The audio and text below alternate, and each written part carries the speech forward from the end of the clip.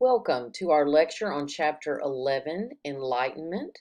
For the first part of this lecture, I'm going to be talking to you about some of the time periods that happened between Renaissance and this period of Enlightenment. We've skipped over those chapters, so we'll start talking about those and then we'll go right into the Enlightenment.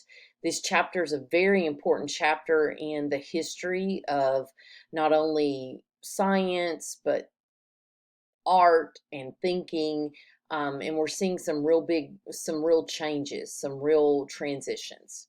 So let's get started. All right, so as I mentioned, this is chapter 11 on Enlightenment, Science and the New Learning. Enlightenment marks that divide between the medieval view of the world and as being dominated by religion and those religion principles. Um, And the modern view of the world is governed by science and those principles of human reasoning. So we saw in that medieval period and also moving into that Renaissance, we saw that religion was such an important part of the society. It was about their beliefs, but it was also about their practices, and it was reflected in the art. And we start to see those some changes in the Renaissance, but then we start moving into in the Enlightenment that modern view of the world as being governed by science and the principles of human reasoning. So enlightenment basically means illumination, and we consider it that period between 1650 and 1800. So since we did skip ahead on our timeline, let's take a few minutes to catch you up to speed. So when we ended the chapter on the Renaissance, we had learned that some of the key legacies and landmarks of the Renaissance were things like humanism and that impact on education. There was that belief that human beings could dramatically change through education. Schools were created, books were written about education. So, those were some big changes that we saw in the Renaissance. Renaissance art also reflected some big changes. There was a shift from abstract forms of the medieval period to representational, forms of the 15th century. The subjects of art during that Renaissance period had tended to be, or during their medieval period to the Renaissance, tended to be um, from biblical scenes to portraits. We started to see portraits making a big splash. Episodes from classical religion would also be subjects, and events from a more contemporary life. Humans were being rendered in dynamic poses, and they showed expression and used gestures, and they were interacting with one another. We also saw the more three-dimensional rather than flat figures showing up in the art forms. They suggested that they had mass, and they often occupied a real landscape. Remember, we saw a lot, even the Mona Lisa we saw with a landscape in the back instead of seeing someone painted standing against a gold background as we might have seen in maybe the Middle Ages. A lot more precision with detail. We also had seen some new painting techniques, the egg temperer, the oil paint, the combination of methods, and there was the accurate portrayal of anatomy. That brings us to the Reformation. Now, Merriam-Webster defines Reformation as the act of reforming, of changing, of being in that state of change. And there was a 16th century religious movement that was actually called the Reformation. And that movement was marked ultimately by rejection of or a modification, a change of the Catholic Church doctrine and their practice, and the Protestant churches were established. The Renaissance in the North was marked by movements for religious change. So we have, during this time of Reformation and through part of that Renaissance, we have change happening in religion. The religious revolution took place in the Western Church in the 16th century. The great leaders of that were undoubtedly Martin Luther, John Calvin, um, these have far-reaching political, economic, and social effects that we see starting to happen in the Reformation and carrying on. And these become the basis of founding of that religious branch called Protestantism. So, as we said, the Reformation becomes the basis for Protestantism. So, when we think about what were the key landmarks and legacies of the Reformation, definitely that founding of that branch of Christianity that we call Protestantism. The Reformation led to the reformulation of certain basic tenets of Christian beliefs and resulted in a division of the Western Christendom between Roman Catholicism and the new Protestant traditions. Now, the Reformation seemed to lessen the opportunities for peasants to challenge their place in the class structure. Middle class members were more able to challenge the authority of the church, however. They took Martin Luther's ideas of free thinking and they grasped the opportunity to have more control over their religious practices. This Protestant Reformation is going to lead to modern democracy, to skepticism, to capitalism, to industrialism, civil rights, and many of the modern values that we still cherish today. So, this Protestant Reformation impacts nearly every academic discipline, notably the social sciences like economics, philosophy, and history. So, this is a very important period and leaves us with plenty of impact. Some key figures of the Reformation were in the middle picture there, you see Martin Luther.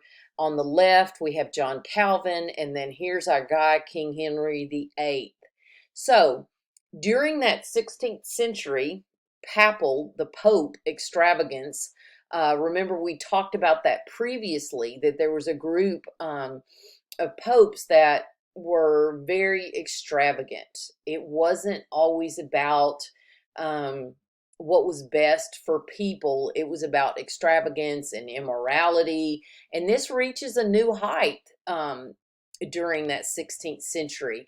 And so church reform became very urgent to the public. So in Germany in 1505, you have Martin Luther, remember the middle picture. He was the son of a rural coal miner. He abandoned his legal studies to become an Augustine monk. Later, he gets a doctorate in theology and he speaks out against the church. Radical remedies to what he called the misery and wretchedness of Christendom. So he's got some what's considered at the time radical ideas, and he's speaking out against the church. He's convinced of the inherent sinfulness of humankind, but he takes issue with that traditional medieval view that salvation is earned through the performance of good works and grace that's mediated by the church and its priesthood. He instead believes that human beings were saved by the unearned gift of God's grace, not by their good works on earth or by purchasing indulgences, making pilgrimages, or even seeking intercession of the saints. He believed that Christians assume full responsibility for their own actions and their intentions. So in England, we've got the Tudor monarch, Henry VIII. That's the guy on the far right in your slide. He breaks with the Roman Catholic Church. Now, remember the story of King Henry VIII from probably your world history classes. He was married, had been married for a number of years, and his wife had been unable to bear him a son, and he needed an heir to the throne. So he wants to push this woman aside. And the Catholic Church will not allow him to divorce. So he establishes a church under his own leadership, the Anglican Church. If you happen to be an Episcopalian, the Episcopal Church today is that Anglican Church of King Henry VIII. In literature, we have some key legacies or landmarks. Literature of the time was marked by that heightened individualism and progressive inclination to clear away the last remnants of medieval orthodoxy. So we've got one writer, Erasmus. He's famous for his praise of folly. This was a satirical speech or oration that was attacking a wide variety of human failures, including greed and intellectual pomposity, feeling like you were somebody special because you had an education, and pride. We also had Sir Thomas More. He was a chancellor to King Henry VIII at the time of Henry's break with the Catholic Church. And he denounces modern evils of capitalism and religious fanaticism. He writes Utopia, which is a classic political satire on European statecraft and society. We also have Miguel de Cervantes, who wrote Don Quixote.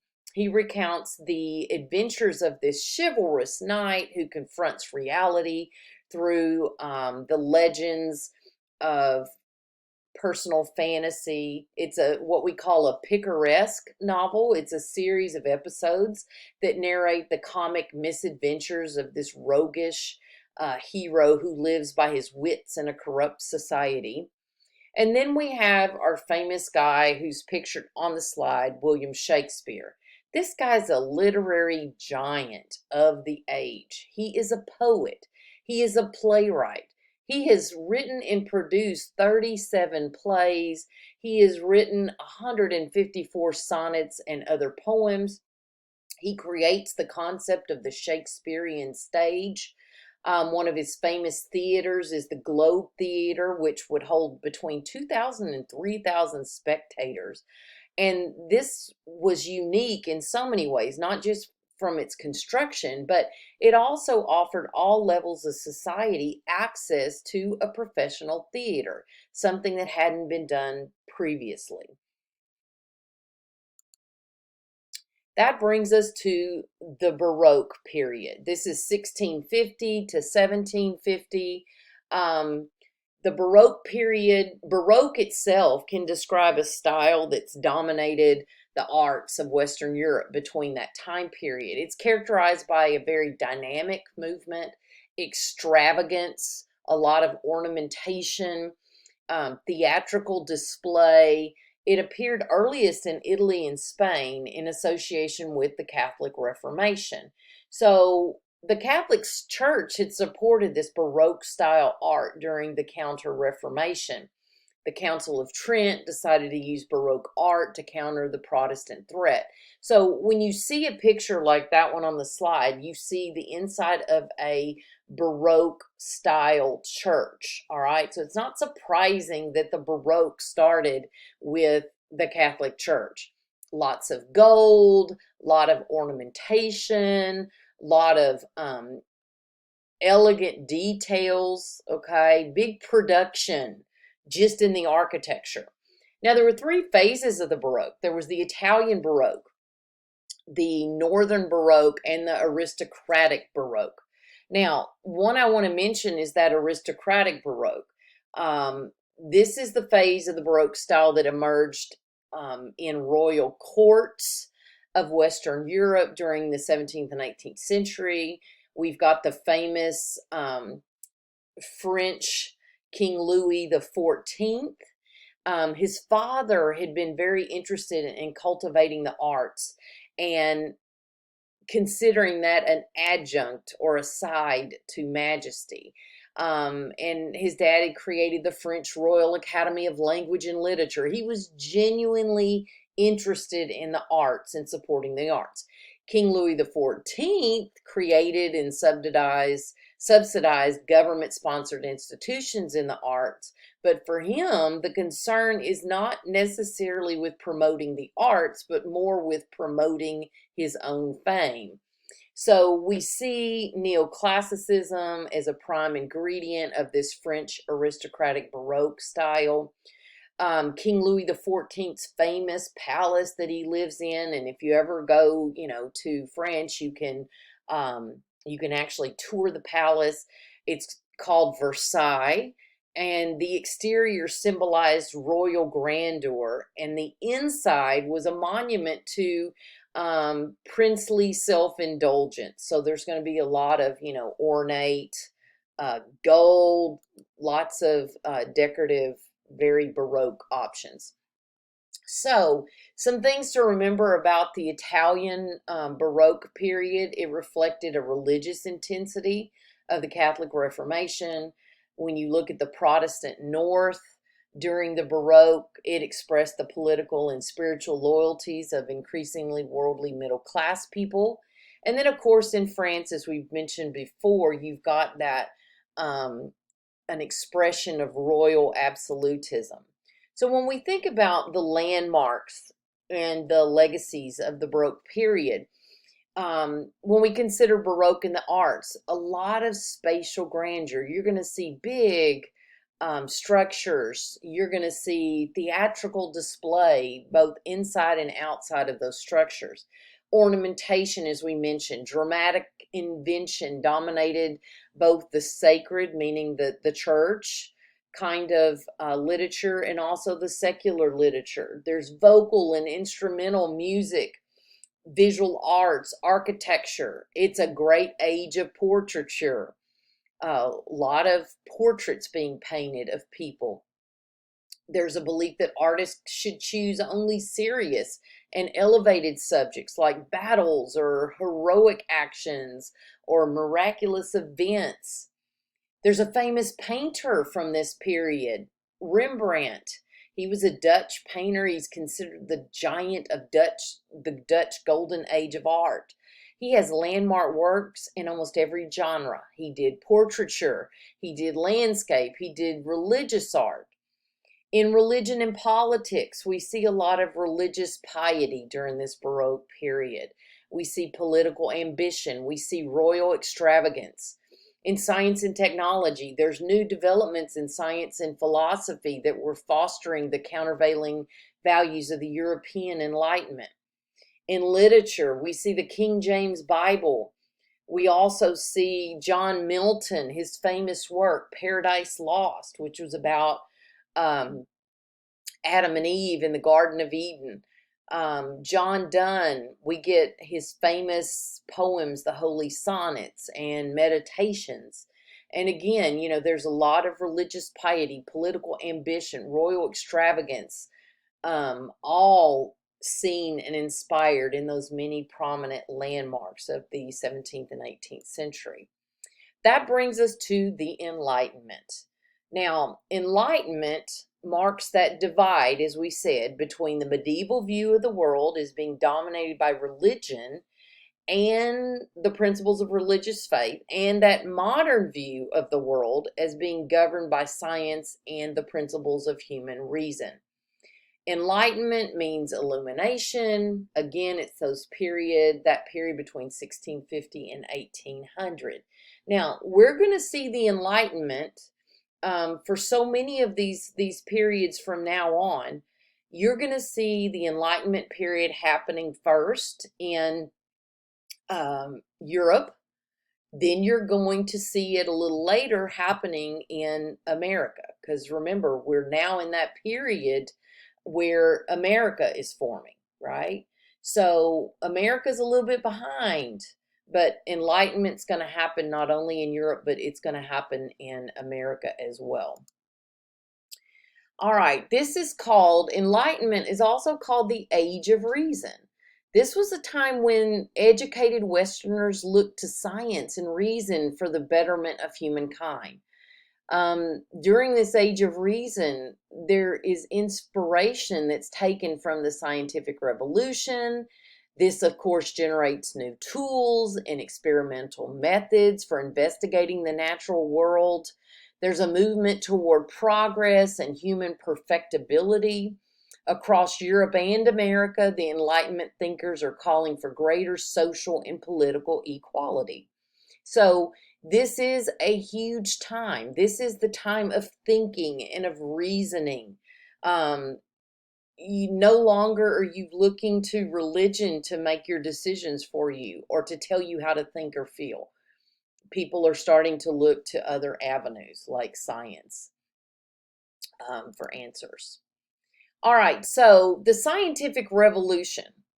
This takes place over a period of 150 years, approximately 1600 to 1750. It's a union of three movements. The first one is that effort to arrive at scientific truths by means of direct observation and experimentation. That is, that empirical method. The second movement is the use of mathematical theory as a method of verification. And the third is that development of new instruments by which to measure natural phenomena, test scientific hypotheses, and predict the operations of nature. All right. The first of these movements was already evident during the High Renaissance in that pioneering investigations of people like Leonardo da Vinci. So it was already starting um, in that late or High Renaissance time. Okay. So three movements: empirical methodology, scientific, right? Mathematical theory, and the development of new instruments that were going to help with these things. All right, so inspired by Leonardo's dissection of cadavers, and cadavers are dead bodies, okay? There's a Flemish doctor, Andreas Vesalius, and he produced the first accurate descriptions of human anatomy in his On the Workings of the Human Body. This becomes the virtual Bible for 17th century medical science. Um, at the same time, there is a Polish physician and astronomer, Nicholas Copernicus, who publishes the landmark treatise on the revolution of the heavenly spheres. On the evidence of mathematical calculations, Copernicus had discarded the tradition of geocentric, which was Earth-centered model of the universe. There used to be that belief that the Earth was the center of the universe. Then it was discovered that, it was a heliocentric, sun-centered theory came about, where everything is orbiting around the sun, not everything orbiting around Earth, according to which all the planets circled the sun. All right, so he is given credit for that heliocentric theory. Some 50 years later, in 1609, there's a German mathematician, Johann Kepler, and he publishes his new astronomy. And in this, he sets forth the laws of planetary motion, and he substantiates the heliocentric theory by setting forth this law of planetary motion. So, Kepler's speculation concerning the magnetic forces emitted by the sun also indicated that the planets move not in circles, but in elliptical paths. He argued that the magnetic force emitted by the sun determined the movement of the planets and their distances from the sun. The contributions of Copernicus and then now Kepler stand as landmarks because they challenge that model of the universe that had prevailed from the time of Aristotle all the way to the 16th century. So Copernicus first comes up with this idea that the orbit is actually heliocentric. It goes around the sun, okay? And then Kepler comes along and helps to continue to prove this theory when he comes up with this idea of planetary motion and proves or argues that magnetic force determines the movements of the planets and their distances from the sun. All right.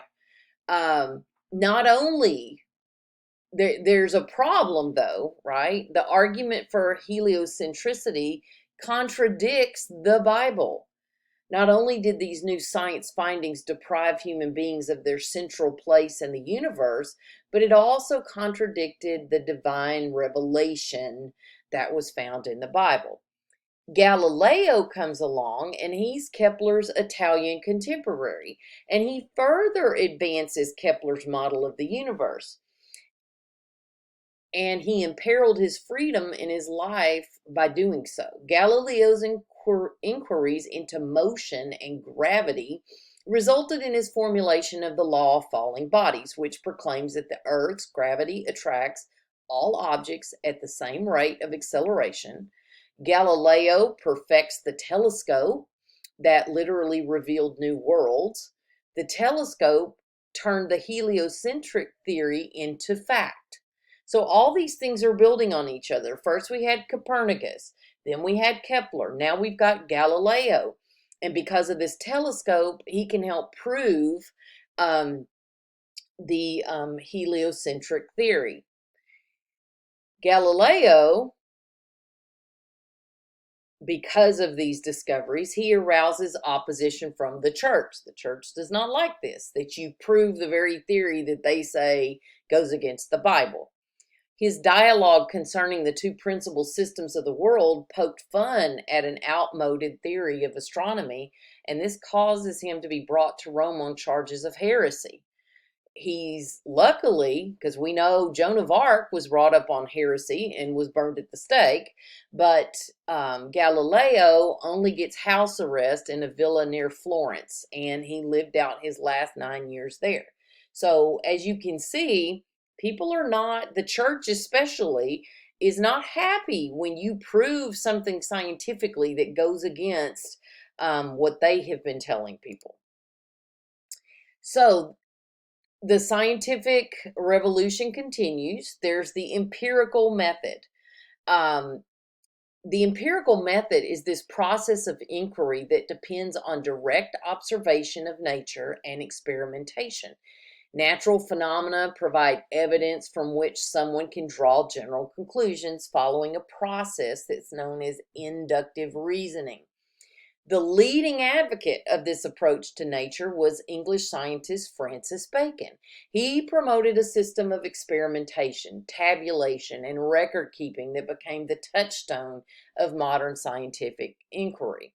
He sought to eliminate errors in reasoning derived from blind adherence to traditional sources of authority and religious belief.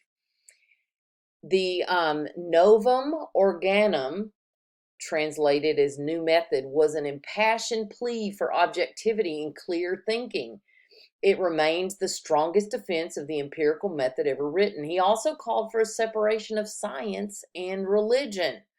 So Francis Bacon is definitely making an impact. And in fact, if you've been in a science class ever, you know you use the empirical method. You know that you created a theory and you try to test your hypothesis and you try to come up with an answer to whatever that big burning scientific question is. And you can imagine him calling for that separation of science and religion was probably not a popular view at the time. All right, so believed deductive reasoning was the best procedure for scientific investigations. It begins with clearly established general premises and moves toward the establishment of particular truths. In Rene Descartes, in his discourse on the method of rightly conducting the reason and seeking for truth in the sciences, nice long title, Rene, he set forth his rules for reasoning. Number one, never accept anything as true that you do not clearly know to be true. Number two, dissect a problem into as many parts as possible. Number three, reason from the simple to the complex. Four, draw complete and exhaustive conclusions. He started by systematically calling everything into doubt. Then he proceeded to identify the first thing that he could not doubt, his own existence as a thinking individual. He expressed the truth of himself as thinking thing in the proposition, I think, therefore I am. And so Descartes is known for this proposition. I think, therefore I am. This first principle became the premise for all of his major arguments. He had a dualistic model that the human body operates much like a computer, with the immaterial mind being the software, the informing or the physical components of the body are the hardware. The Cartesian dualism dominated European philosophical thought, until the end of the 19th century, and it still has strong adherents today. So from Descartes, we have deductive reasoning, where you go from the general premise to the establishment of particular truths. Sir Isaac Newton. Newton said, "If I have seen further, it is by standing on the shoulders of giants." His work represents a practical synthesis of all those 17th century physics and mathematics and the union of the inductive and the deductive methods. He had the law of motion, also called the law of universal gravitation, by which every particle of matter attracts every other particle of matter. He described the physical world by means of mathematical equations that would later be the basis of modern physics. He promoted the ideal of a uniform and intelligible universe that operated as systematically as a well-oiled machine. In his great work, the Principia Mathematica, the mathematical principles, this actually becomes the culminating thesis of the scientific revolution. And it remains unchallenged until the 19th century. So we see some great, great things happening in science and reasoning during this period. Some things that we still use today. So when we think about that scientific revolution, and you think of the tools of science, look at some of these amazing things that happened during this time period. New instruments for measurement are devised. Fresh procedures for experimentation and analysis. These scientists explored the genesis and propagation of light, thus advancing the science of optics. They accurately described the action of gases and the circulation of the blood. The slide rules created, the magnet, the microscope, the mercury barometer, the air pump, and other innovations that are listed below, like the telescope, the compound microscope. You've got Gottfried Leibniz that invents a machine that multiplies and divides. Think about today, we walk around with a phone that has a calculator where we can multiply and divide. We don't have to do math on our own anymore. We have technology to do that. So many things, so many tools of science were created during this scientific revolution, and they've just been continually improved upon over the years. So when we think about the Enlightenment, there is a lot of different things that are going on. Okay, we have science, we have math, we have art, we have all kinds of interesting things that are happening during this period. With the Enlightenment, there's an objective attitude toward nature. There's a focus on nature. There's confidence in reason. There's the concept of natural law, and that there are natural rights that everyone has. And the Enlightenment thinkers argued that a true understanding of the human condition was the first step toward progress, meaning that step toward the gradual betterment of human life. The 18th century saw the formation of the social sciences, anthropology, sociology, economics, political science. These new disciplines devoted to the story of humankind would optimistically confirm that the reason was the vehicle for achieving a just society and an enlightened social order. So I'm hoping that you're seeing that with all of this, it's about things being better. Let's look to nature. Let's look to humans. Let's see what's the common denominator here. And the whole focus is to improve and achieve a just society and an enlightened society.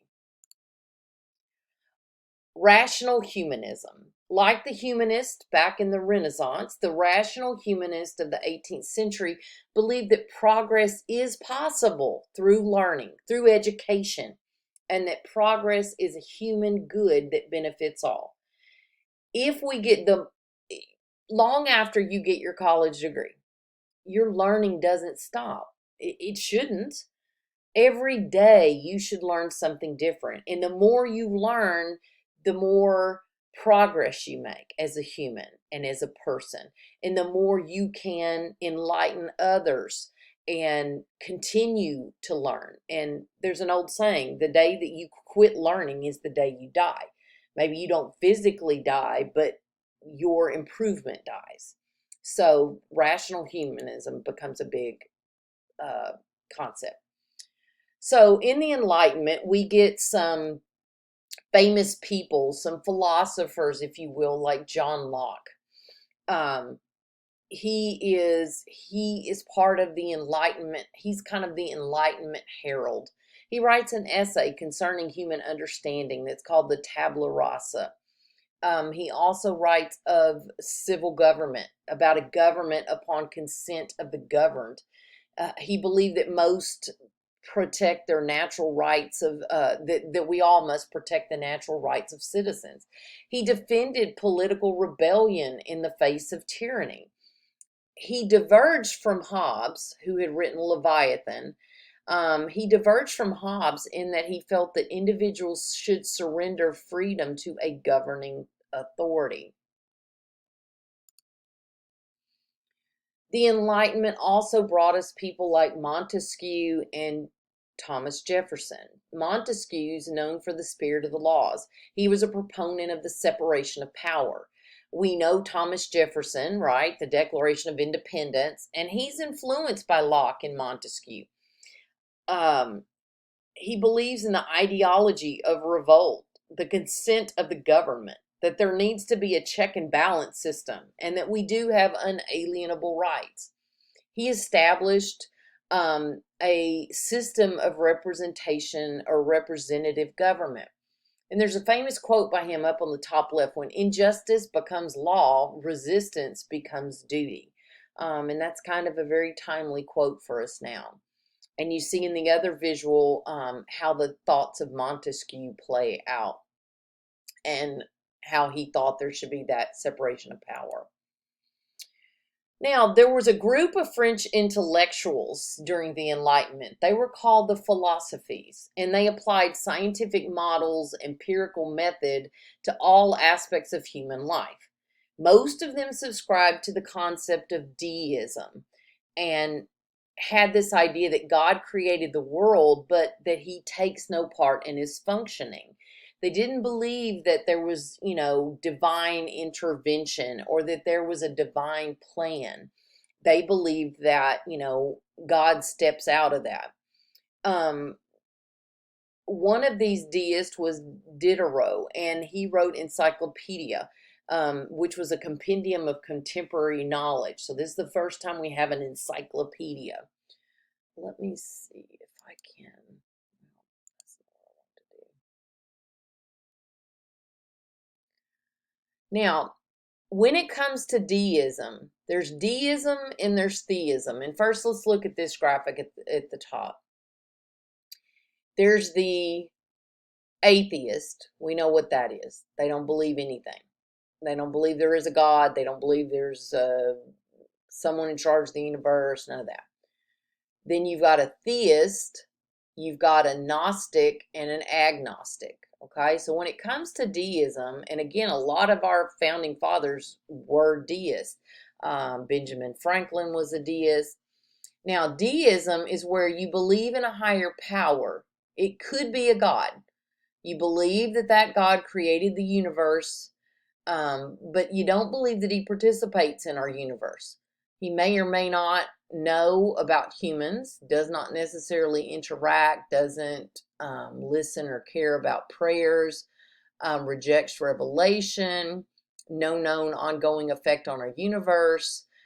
So with deism, it's like there is some kind of supernatural being that has created the universe, but then that person is not determining what happens, that it's more of human choice that determines what happens. Now, theism is where there is a God or gods that may be named. They created the universe. They participate in the universe.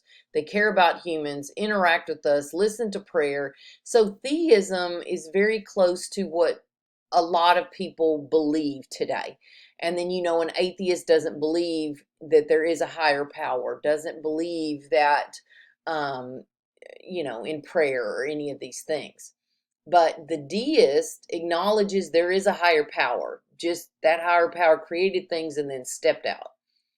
All right, so this group of thinkers, the philosophies, believed that there was a perfect society and that it could be achieved through rational thinking. They feared tyranny and they were in favor of democratic ideas. They denounced intolerance, passion, and irrationality. They advocated for public control instead of church controlled education. So these concepts are making a big impact on society. Now, when you think about Diderot's encyclopedia, it has a major impact on the 18th century culture. It puts a new emphasis on accumulation, codification, and systematic preservation of knowledge. As the scientific advances continue to increase, the will to collect information drives that creation of this landmark cultural contribution of the encyclopedia, but also things like the mercury thermometer. We want to know what temperature it is. The Fahrenheit scales.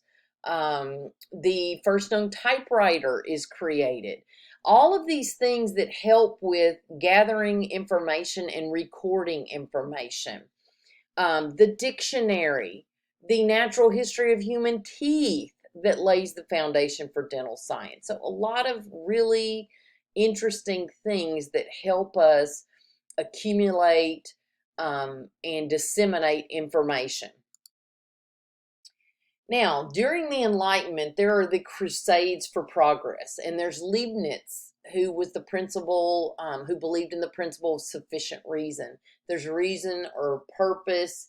There's a reason or purpose for everything in nature, Leibniz believed. And he coined the term philosophic optimism.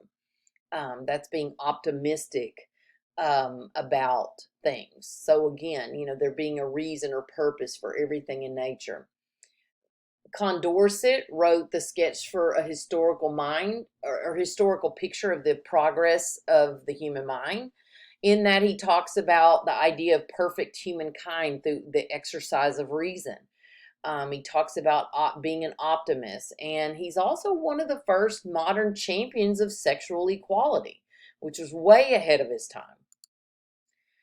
During the Enlightenment, we start to see some emphasis on the rights of women. We get Wollstonecraft, who writes A Vindication of the Rights of Women, and in that she attacks persistence of female stereotypes. And argues that we can't all be stereotyped, and we should not be stereotyped. We also get Kant and the Enlightenment ethics. The idea of rationalism as being a guide for human conduct. The critique of practical reason is a famous work by Kant. He talks about categorical imperative, the ethical conduct based on reason, and the dare to know concept. So some big changes in society and in the view of people and their rights are starting to come about. Rousseau is considered an Enlightenment rebel, and here you have a quote from him. The great secret of education is to use exercise of the mind and body as relaxation one to the other. He is famous for his social contract. In this, he says that humans are corrupted by society and its institutions. He says man is born free, and everywhere he is in chains. He coins the concept of the noble savage. He talks about general will, and he also writes a famous work, MLA, which is talks about education beginning at birth. It advocates a hands-on experience to education and talks about that natural inquisitiveness that we have, and that is a desire for learning versus just rote learning. So again, some impacts on education are happening, as well as figuring out what our social contract is, what society owes us and what we owe society. Some famous people that we've mentioned already: Thomas Hobbes. He believed that these are all about the effect of the social contract. People will live in peace without rights. John Locke came along and he says, no, natural rights will be enforced by a government created with consent. And then, of course, we have Jean-Jacques Rousseau. Life will be fair if we follow general will and set aside personal preferences. So you start to see differing ideas on the concepts of things like the social contract. Adam Smith is famous for his economic theory. He writes an inquiry into the nature and causes of the wealth of the nations. In that, he talks about how labor is basic to prosperity, that supply and demand motivates the free market economy. Markets are driven toward public good by an invisible hand, and that limited but necessary, the government has a limited but necessary role. So his economic cycle is still taught in economics classes, right? So you um, you've got higher wages, it leads to more wealth, which leads to more money to spend on goods and services or to invest in new business, which leads to a more prosperous economy. That leads to higher wages, more wealth. This concept is still alive and well, although we tend to forget this. The Revolutionary War and the French Revolution happened during this time period. Our Revolutionary War, 1775 through 83, is known as the American Revolution, and it arises from a growing tension between residents of Great Britain's 13 North American colonies and the colonial government, which represented the British Crown.